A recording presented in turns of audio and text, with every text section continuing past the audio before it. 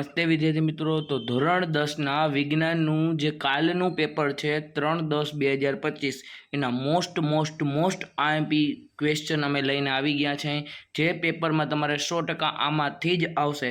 તો હું જે મોસ્ટ આઈએમપી જે આ ક્વેશ્ચન આપું છું તે વિદ્યાર્થી મિત્રો ખાસ કરી લેજો, અને જો તમારે બીજા પણ વિષયના જોતા હોય તો ખાસ આ ચેનલને સબસ્ક્રાઈબ કરી લેજો।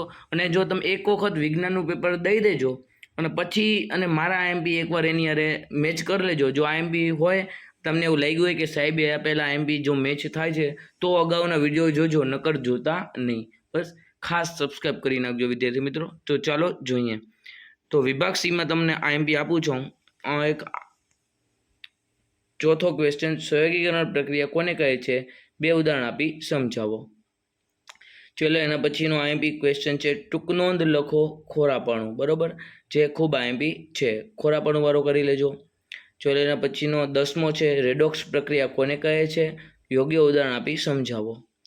ચલો એના પછીનું આઈએમપી ક્વેશ્ચન,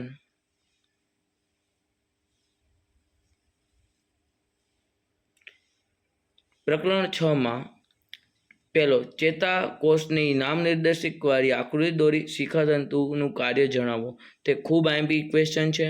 અને બીજો આમ સાઈડ જે 7મો ક્વેશ્ચન છે, તાંબા અથવા તો કોપરના શુદ્ધિકરણની વિદ્યુત વિભાજનની પદ્ધતિ આકૃતિ સહ વર્ણવો, બરોબર, તે ખૂબ આઈએમપી ક્વેશ્ચન છે।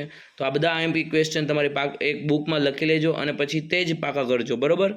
ચલો એના પછીનો 9મો, ક્ષારણના ઉદાહરણ આપો, તે મોસ્ટ આઈએમપી ક્વેશ્ચન છે। ચલો એના પછીનો 5મો કે મનુષ્યમાં વૃદ્ધિ સાથે સંલગ્ન અંતઃસ્ત્રાવો સમજાવો, તે પણ ખૂબ મોસ્ટ આઈએમપી ક્વેશ્ચન છે। આ બધા ક્વેશ્ચન છે જે ખૂબ મોસ્ટ આઈએમપી છે અને તમારી એક્ઝામમાં આવવાના જ છે, તો ખાસ કરી લેજો। 9મો ક્વેશ્ચન, વનસ્પતિ અંતઃસ્ત્રાવોના નામ અને તેની અસરો જણાવો।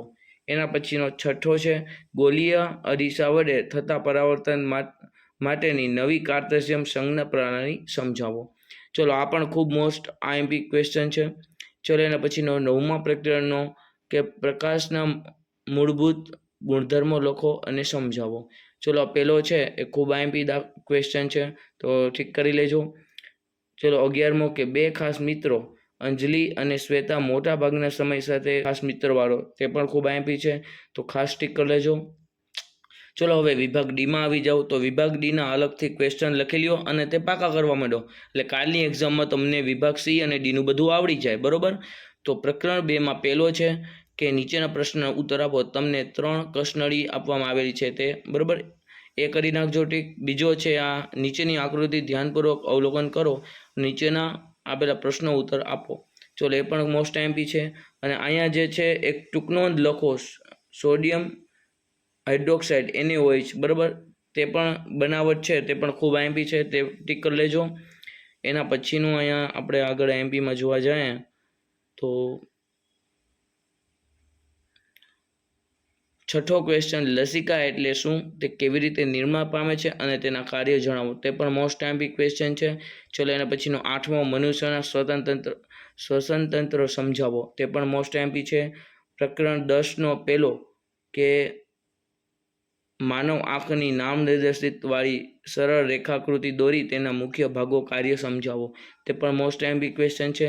પછી ત્રીજો છે, છેલ્લી પાટલી પર બેઠેલા વિદ્યાર્થી બ્લેકબોર્ડ પરનું લખાણ વાંચવામાં તકલીફ પડે છે, તો આ વિદ્યાર્થી કઈ ખામીથી પીડાતો હશે અને તેનું નિવારણ આકૃતિ સહ વર્ણવો, તે પણ મોસ્ટ આઈએમપી છે, ટીક કરી લેજો। ચલો પ્રકરણ 13 અને છેલ્લું કે સ્વચ્છ ભારત અભિયાન અંતર્ગત કચરાના નિકાલની સમસ્યાઓ ઓછી કરવા માટે તમે શું યોગદાન આપી શકશો, તે પણ મોસ્ટ આઈએમપી છે। અને ત્રીજો, નકામા કચરાના પ્રકારો વર્ણવો। તો બસ વિભાગ સી અને ડી માટે આટલા આઈએમપી છે, અને આ એકવાર કરી લેજો, એવું નથી કે આ જ કરજો, બીજું પણ કરજો, પહેલે આ કરી લેજો પછી બીજું કરજો, બરાબર। અને જો તમે અમારી ચેનલને સબસ્ક્રાઈબ ન કરી હોય તો ખાસ સબસ્ક્રાઈબ કરજો, જેમ જેમ મારે સબસ્ક્રાઈબર વધતા જશે તેમ તેમ મને આઈએમપી દેવાની ઈચ્છા થશે, હું અને મારી ટીમ, બરાબર, તમારા માટે હજી સારા આઈએમપી ગોતશું, બરાબર। તો હજી ગણિત અને ઇંગ્લિશ અને બીજા બધા વિષયના આઈએમપી જોતા હોય તો ખાસ આ ચેનલને સબસ્ક્રાઈબ કરો। Thank you.